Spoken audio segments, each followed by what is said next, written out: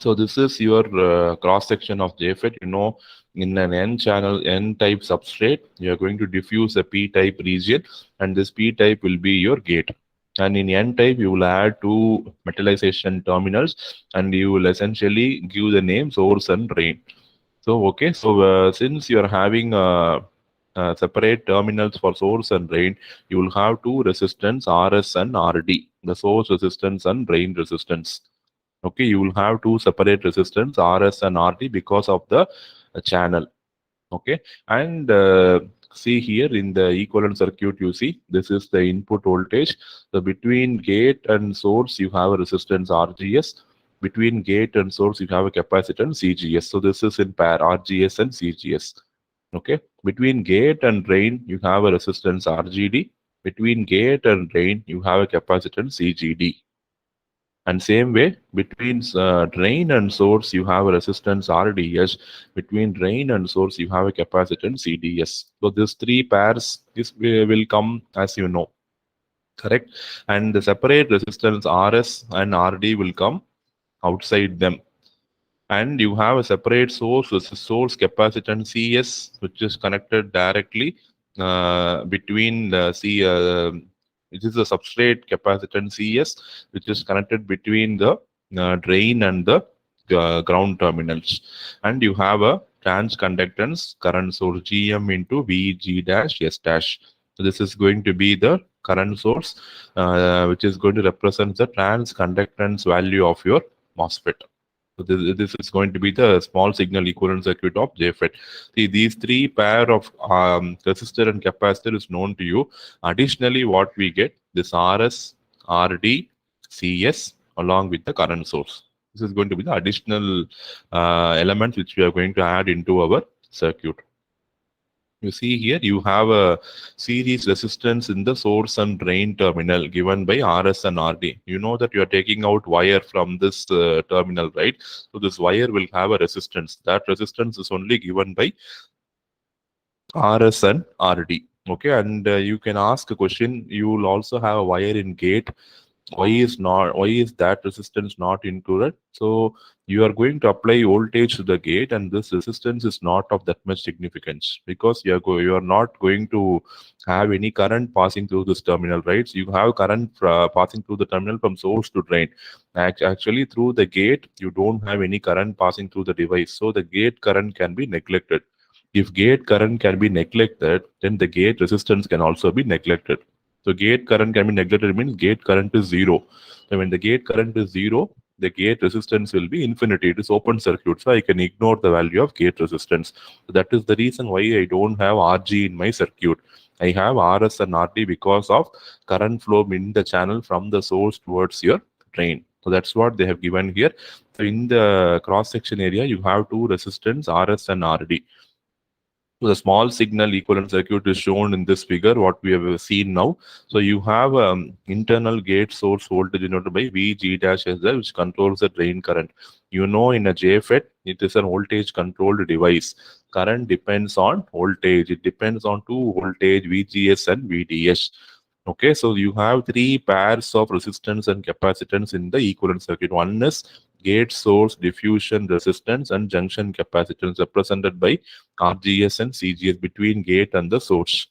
The gate source, you know, it is going to be reverse bias, right? So it is going to be reverse bias for depletion mode devices and forward bias for enhancement mode devices. So RGS is very, very large.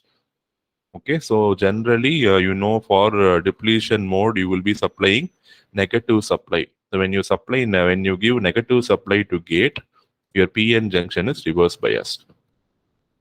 Okay, all the holes will be going towards the negative supply. All the electrons will be going towards the positive supply. The depletion region will grow. Correct? For depletion mode of operation, the PN junction diode is reverse biased. That's what they have given here.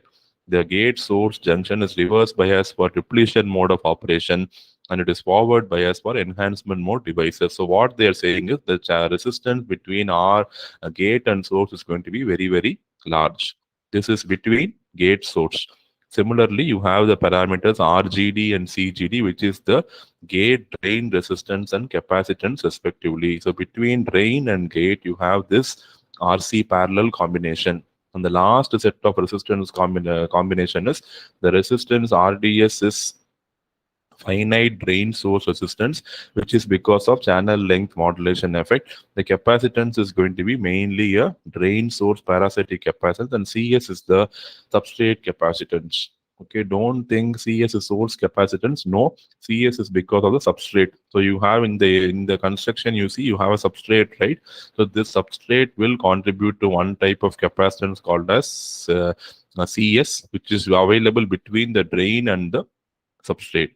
Between drain and substrate, see here, between drain and substrate is grounded. Okay, so that is why you call it as CS is not source capacitance, it is called as substrate capacitance between the drain and the substrate terminals. Substrate is going to be the ground terminal for you. So only you see one end of CS is connected to drain, one end of CS is connected to ground. It is a substrate capacitance. So ideally, in small signal equivalent model at the low frequency, all the resistances become zero and the capacitance become open circuit. So at low frequency, all these capacitance X, the value of capacitance Xc equal to 1 by omega C. So at low frequency, when you put omega equal to 0, all these Xc's will become infinity. So when Xc is going to be infinity, the capacitance can be assumed to be open circuit. So in that case, you can directly write the current flowing at the output is going to be exactly equal to ID equal to Gm into VGS.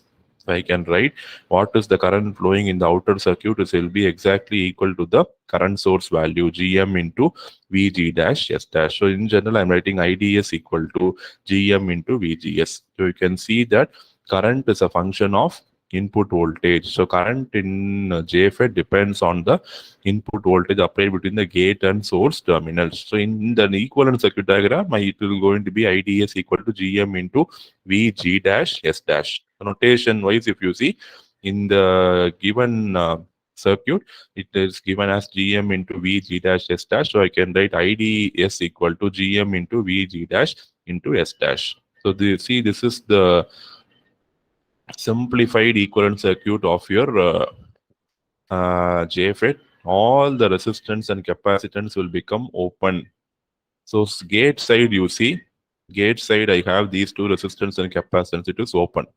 Now see the diagram, it is open. So gate side is completely open.